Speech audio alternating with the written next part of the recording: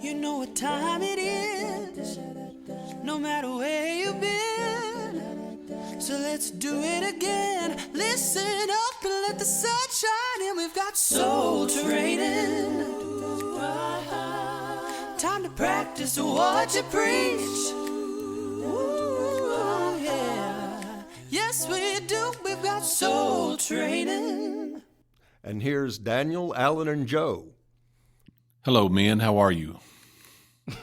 I'm good. Did you ever watch Mork? Did you ever watch Mork and Mindy? I feel like I just had a Mork and Mindy moment there. It's I don't know why, but Robin Williams, he was Mork, and I feel like I just had like a space type moment when I ask you that. Hello, men. How are you? Kind of thing. You just need to Google Mork and Mindy sometime. I've seen Mork and Mindy. Yeah. Jonathan Winters. Ralph Gilmore reminds me of Jonathan Winters a little bit, or vice versa. I don't know Jonathan Winters. Oh, he's funny. He was funny back in my day. He was on the Mork and Mindy and a lot of those shows, Johnny Winters and Edgar Winters, there were these albino guitar players in the 70s and 80s. Well, they stood out, I bet, didn't they? Well, the song Frankenstein? The one that played Halloween? Probably. Well, anyhow, Google it later. Okay. Get to your point, Alan. Get to my point is I was going to make a 70s, 80s TV point, but I'll do that later. I did like how people back in those shows would be like appear on one show and then they would appear on another one, like the same when they were like really popular. Like the Fonz, he was on Laverne and Shirley, and he was also on Happy Days. Right. Okay, so that's that. We can talk about that. That's another interest of mine.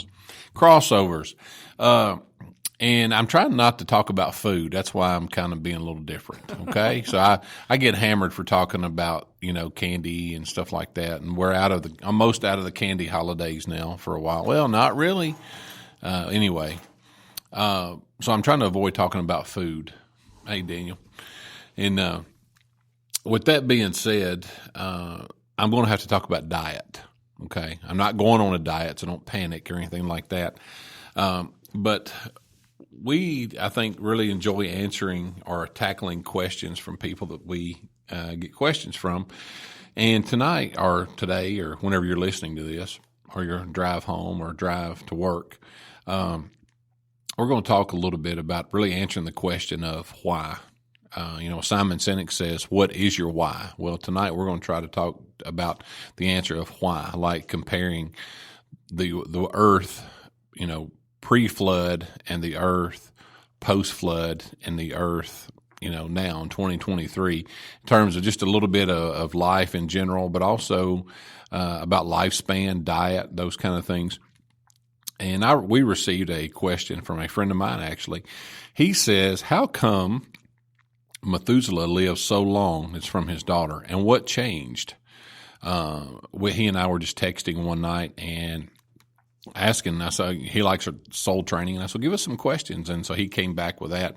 So that prompted us to have a little more discussion about life, why everything from life expectancy to and all those things. I think what we're essentially talking about tonight is we're going to spend time talking about the pre-flood world, right? And that is such an interesting topic that for whatever reason we never thought to do it. So I'm so thankful for your friend sending in that question. This is going to be a neat one. I think so. And so Daniel, I will. I guess I kind of always like to start with the cue or prompt the question, or maybe set up some questions. So tonight's really simple. Why? Pre-flood compared to 2023. What would you all say I don't know. I'm going to say 75. What's the average life expectancy of a person in the United States, male or female? 70, 75? I thought it was hovered around 78, somewhere in there. Yeah, I've heard that too. Just a little under 80. But then you hear about people living, triple digits consistently in Scripture. And Google says it's 77.28. Okay, so we're all pretty close. I mean but even that pales in comparison to people like Noah, Methuselah, Adam. Why did they live so long? And so that's kind of, I guess, why. So there you go. We've kind of set the stage, established the need, asked the question, and what do you all think based on our information? Well, the fancy word for the time before the flood is antediluvian. So if you do some Googling or some research, that's a term that you might see popping up. But that world before the flood seems to have been different in a number of ways. And one way is that it's possible that it didn't really rain before the flood. So there would have been a very different type of atmosphere. Genesis chapter 2, verse 6 says that a mist used to rise up from the earth and water the whole surface of the ground. And so the way that moisture was distributed was different. Again, possible the entire atmosphere really was different before such a catastrophic event as the flood and all the rain that went along with that. And you see in the fossil record a lot of scientific reason to believe that once upon a time things lived differently. You have all these giants of the past, these different animals that, of course, you think about the big dinosaurs and stuff like that. But aside from that, there were, giant centipedes. There were giant sloths, and it seems like nearly every type of animal category there is today, there was a giant version of it that once upon a time like lived on the earth. And Leviathan, I think of. And perhaps so. And even humans living longer and being larger, perhaps 10 feet tall during that time. Yeah, so maybe that the way the atmosphere was. There's a lot of speculation. People speculated maybe it's there wasn't so much ultraviolet light coming through from the sun, and so that affected things. I don't know all the scientific ways that the world could have been different to enable longer lives and larger size, but there is enough evidence to suggest that things used to be different and would support life in a different way than it does now. And then after the flood, of course, the most notable change is those life expectancies really taper off very, very quickly.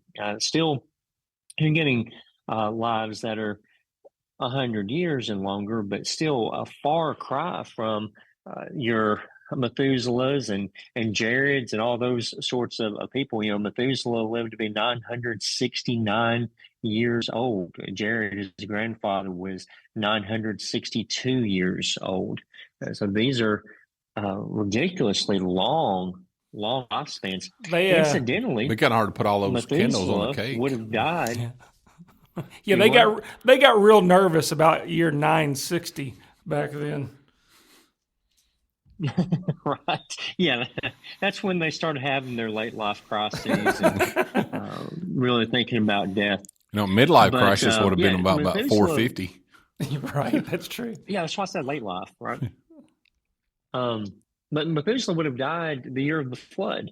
We don't know definitely that he died in the flood, but he died the year of the flood. So it seems likely that he died in the flood. That's just a little interesting thing. Hey, Daniel. But as far as, real quick, as a bit of an aside, you mentioned the atmosphere being a little different, and I just wanted to bring up one of the articles we shared. I guess if you go to genesisapologetics.com, you might be able to see this. But it talks about evidence for a warmer climate then and evidence for atmospheric pressure being a little different and the air having more oxygen in it. And all of these things, our climate was totally different. And one of the things they say, which I thought was cool, we've all seen Jurassic Park and that mosquito or whatever is in the amber from the tree, right? In the amber, yeah. Yeah. So apparently they found some amber kind of like that, but that it had air bubbles in it, and they've tested those air bubbles and found that it did have an increase in pressure as well as greater oxygen levels back then. Now, who knows how being stuck in a clump of sap for a few thousand years affects all that. But anyhow, they mentioned that the atmosphere, our climate was totally different, and that was one of the evidence. I thought that was cool. Everything was bigger back at that time, and they think that's could have been why. It was an optimal Earth reason. for growing. Yeah. An optimal greenhouse for everything. Yeah. Everything was that you needed was there. I mean, and I was just going to, I don't interrupt Daniel, but I was thinking about, Too late. sorry. Yeah, I did it too. But is, our environment, in our, we had a former, minister here at our congregation, most everybody knows, Steve Higginbotham, and Steve talked about I think it was Nitro, West Virginia, where he and his wife started to settle. But there had been because of the environment, I think of the coal industry, and I hope I'm not saying this wrong, but the nuclear or the coal industry, that it just seems like it caused a lot of problems with newborns and the environment. So they left that area. I've heard Steve tell that, I think. And so I just think about all those things about how the environment impacts our health. I even think about in my generation, my grandfather was born in the late 1800s, and I lived with him until I was 7. And so when I'm saying his offspring, my aunts, my mother, and all those people, tonight I have a plastic water bottle, and I'm ashamed to say that I probably during the school year probably put about 2 or 3 of those in the ground a day. As far as trash. So I'm just saying, and then I've even, from being middle-aged, starting to have a lot more focus on my health. And I'm told by my medical people, my doctors, that they discourage for men or for everybody, but how dangerous or how it's not healthy for you to drink out of a plastic bottle and how it impacts your everything, every part of your body, your blood work, all of the things. Well, I hadn't heard that, and I didn't know we were going to go there talking about Genesis. Sorry. Well, I will just and I'll throw this out, and I promise I'll be quiet for like a couple minutes. Our son, he's really become really health conscious, and he talks about our diet and our food. He says like soy is the number one problem for men. It impacts us, and he said soy's in everything, peanut butter, crackers, cheese, everything. That's an additive. And you start studying these things, and it's correct. And my wife's grandpa he's a product of the Great Depression, and he's literally a farmer for 80 years. And he said, humans are the only thing that God created that will not drink water. They have to drink something else besides water. I drink water. You drink water too from a plastic bottle. Yeah, but I also drink tea and coffee. I drink water all the time. Yeah, me too. But you know what I mean. It's just soft drinks. Well, okay. Well, that impacts Daniel, health. That's where I'm going. Right. Well, Daniel, since Alan brought up diet, so we covered before the flood, everything was big. People were big, animals were big, bugs were big, trees were big, mushrooms were big, everything was big. And we know this, we have the fossil record of these things. But one other way that the world was different before the flood, can you speak to diets a little bit, what folks were eating that we know of? Well, it's hard to be very, very definitive about it. Definitely they were eating vegetation. After the flood, God specifically makes a point of telling Noah that he can eat the animals. There were animals already being sacrificed beforehand. And so I don't know for sure if there was any eating of animals that after they'd been sacrificed, or if that was just totally off limits. Plus, if God didn't want you eating animals, the world had gotten pretty wicked by the time of the flood. So there's no telling what the ungodly were doing. So I don't feel comfortable being very dogmatic about their diet. other than to note that afterwards, God did have to specifically tell Noah that now it's okay to eat the animals. A related question, though, would be, what was the diet before the fall? Before death came into the world. So back before sin, I think you could probably make a stronger case even then that the diet was vegetation, that animals had not yet been killed. But that's an interesting question. Something else I always wonder about as we're speculating about things is the amount of knowledge, technology-wise, that was lost with wiping out all of humanity. If you were going to do that today, I mean, preserve one family, we would go back to the Stone Ages with what any one of us knows how to do. Like, I know how to use phones and computers. I don't know how to build phones and computers. So you take all that technology away, we're going back a long, long ways. And humanity had been around for some time. You've got people living over 900 years. What could you figure out how to do within 900 years of life? A lot of things. So there's no reason to think those people were backward as far as their technology. I bet they figured out a lot of stuff. When you think about what was lost, and that's a good point. Again, I at home, my son, I don't want to over-relate with where he's at, but he's really gotten into this survival and this mountain man mentality. And we've watched some. It's kind of odd to say that, and we talk about watching things on Hulu or Netflix, but we watched a series about the men who built America, I think, but our wilderness, and he talks about Daniel Boone. We watched this whole series on Daniel Boone. We're still not finished, but he actually, what you just said, Daniel, we were watching TV the other night, and it talks about, Daniel Boone made this and, carved out this, and he just said, I feel so useless. After you're watching those things, we're just sitting there because we don't know how to, like Daniel said, I'm like Daniel. I can use a phone, I can use a keyboard and do a few basic skills, but as far as, constructing a fort or anything, I couldn't do that. So you're wiping out, 900 years, people living 900 years. I mean, there's a lot of things lost with that too. Yeah. Well, this is, this has been very quick. We do have another question to get to. We're going to answer two. Okay, go ahead. Yeah, before we get to the other question, I wanted to share speculation about maybe a reason behind the reason why, when God hits the reset, so he destroys the world by flood because man has gotten so wicked. We're down to the last righteous guy on the planet, and before just the whole human race has is unsalvageable apparently. So when God hits the reset button, the most obvious difference is those life expectancies dramatically go down.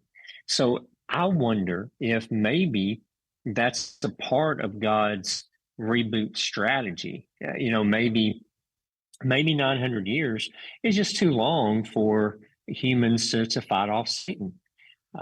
You kind of like there are trees that live to be over 1,000 years old, but a tree only for the first few years can you shape the tree in terms of changing its direction. Otherwise, after those first few years, if you try to bend a tree, it's going to break. It doesn't have any flexibility left to it.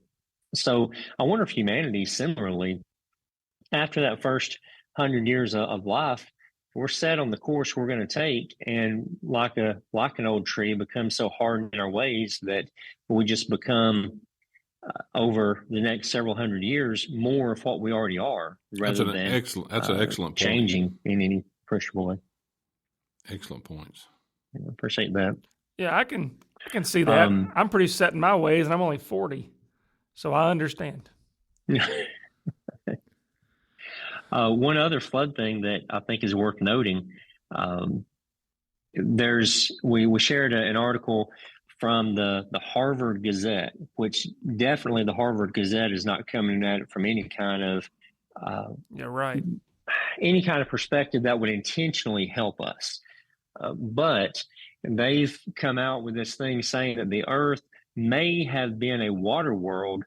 They say 3 billion years ago. We would argue with the timeline, but the point being is, from their scientific perspective, they think that the world used to be covered with water at one time, and they're basing that on the idea of how much water is below the crust of the Earth, down into the mantle of the Earth. They say they think there's more water under the Earth than there is on the surface of the Earth, and that there's so much water down there that back a long time ago, they don't think that the mantle could have held all of that water, that all this time water seeping down through the cracks of the Earth into the innermost parts of the Earth, and that long time ago there would have been enough water down there. And that's the thing that critics of the flood have always pointed to. They've always said, well, there's just not enough water that exists to cover the Earth. Well, here's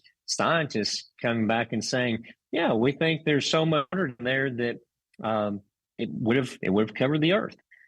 And it's just interesting to see science coming around to something that we've known for a long, long time. Yeah, it's funny how that works, because we've also always heard that dinosaurs and men didn't live at the same time, but there's a lot of evidence, such as maybe cave paintings of dinosaurs, for one thing.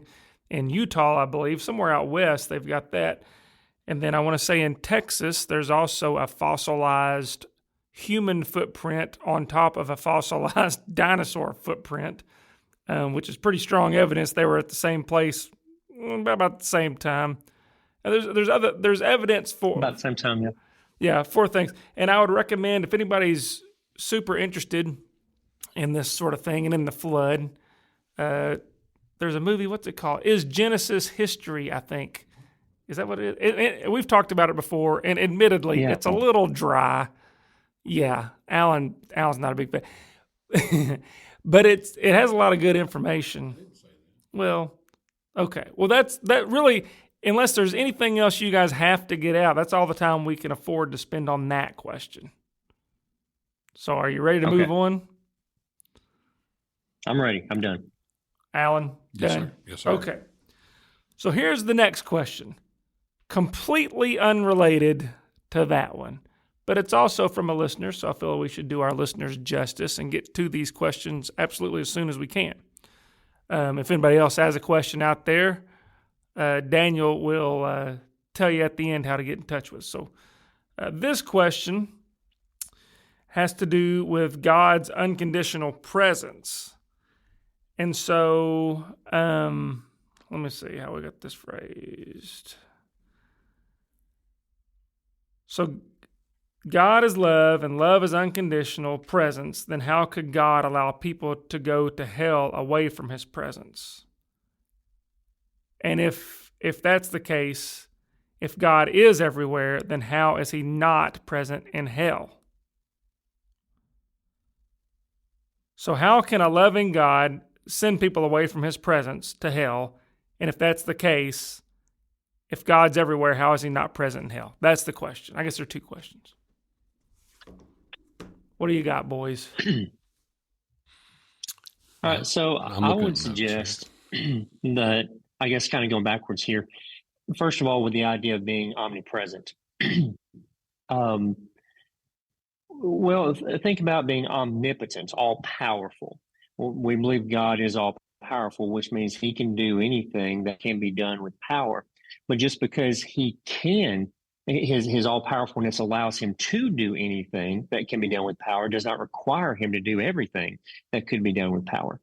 And similarly, I would say that him being omnipresent doesn't mean that he cannot remove his presence, choose to remove his presence from a particular area. It just means that he can be everywhere and would have knowledge of what's taking place everywhere. And so I would suggest his presence does not preclude him from being able to purposefully set up an area that he isolates away from himself and withdraws from. And it's certainly true that even though he's omnipresent, his presence is there in degrees. His presence is going to be stronger in heaven than it is here on earth. His presence was stronger in some ways within the holy place, this place in the temple, or the Holy of Holies in the tabernacle, than it was other areas. So there's degrees of his presence, even though he's omnipresent. But the idea of hell, well, I've got thoughts, but I don't want to monopolize this. Alan, you have any input there before I share? I want you to keep going. My take on that. I'll let you finish. I was going to share something that supports what you say, but I want you to keep going. I don't want to mess up your momentum. Okay. Hell really is a great compliment to mankind, and here's what I mean by that. And we understand in our society today very strongly the need and value of consent, and God respects us enough to give us the free will to where he does not force us to spend eternity in his presence. If we choose, he's not going to make us be there without our consent. And the way that we would give that consent is by how we respond to his word here. But we choose to live our way. We choose to reject him. Then he allows us ultimately to have that freedom of choice and allows us to have the fruit of our own decisions, and ultimately has this place, hell, set up that is removed from his presence so that we don't have to spend eternity with him if we have chosen not to. Somebody might say, well, why doesn't he just annihilate people? Why just cause them to cease to exist rather than let them suffer eternally? Well, the reason for that is because he values you too much. Your soul is created in his image. You have too much inherent value in the eyes of God to annihilate. You just can't do it. So he respects your freedom of choice and he respects your inherent value so much that he's not going to force you to be in his presence, and he can't destroy you as far as just annihilate you. Well, somebody might say, well, why does hell have to be so bad? And my answer to that would be that every good and perfect gift comes down from God, from the Father. The only way there's anything good and positive and pleasant that can exist is because of some measure of the presence of God. And so if you do completely isolate a location from his presence, then there can be nothing good or pleasant. And so all that can be left, once you take all the light out of a room, all that can be left is darkness. Once you take all of God's presence out of a location, there can be no joy or happiness or pleasure. All there can be is pain and anguish and grief and sorrow and anger and everything bad, and nothing good. And so that's my understanding of what hell is, why it's necessary, and why it really is logically the only thing that it could have done in his overall purposes. What I was so glad that you brought that up, because we talked about this the other day, and you said it better than I'm going to attempt to repeat it. But you said, why would God force someone basically to be where they never wanted to be in the first place? I guess am I kind of putting the right spin on that? And that just connected a lot of dots when I heard Daniel say that a few days ago. For me, to how to explain that you didn't want to be there. You chose. Loving God wouldn't force you to be somewhere. You wouldn't force you to be in heaven. Yeah, you didn't. You chose not. You chose to walk away. Anyway, and I just wanted to touch just real, and I'm not going to read this. We're all familiar with Luke 16:19 through 31. Rich man and Lazarus, that we get to kind of peek behind the curtain, and we see the comparison, between the great gulf is fixed, and we see one in paradise and the other one in torments. So to me, the listener's question talked about God, why is God in hell? But yet we see a description here that God is aware, obviously, of what's going on in torments or in hell, just as he is aware of what's going on in paradise. So he is aware of what's happening. So I just kind of wanted to, for me, when I thought about that question and your answer, Luke 16:19 through 31, we sometimes say that God's not there, but he's aware, because we get to pull behind the curtain, so to speak, and see that there's a description of what's being seen there.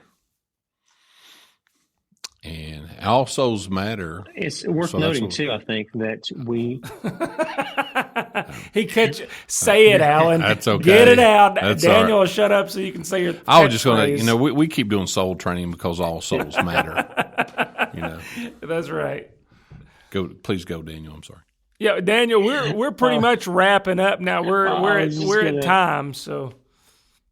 Joe will fix it. So I'll fix it. Yeah, I want you to make that point. Okay. Well, I was going to point out for our listener that we did an episode on hell specifically. So if you'd like more of that little sampling we gave you, then there's a whole episode. You can look it up in the backlog. In the past, we did an episode on heaven too, so you can get the other side.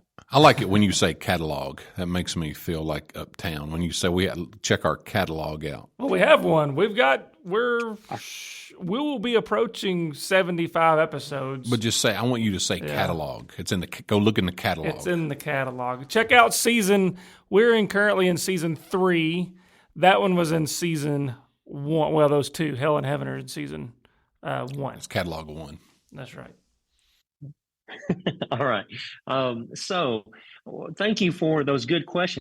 We love getting listener questions. We try to deal with them as much as we possibly can. So if you have more questions, please reach out to us, send them. You're going to have our email address here in just a second. You can find us on Facebook, whatever. And we would love to have that. Also, if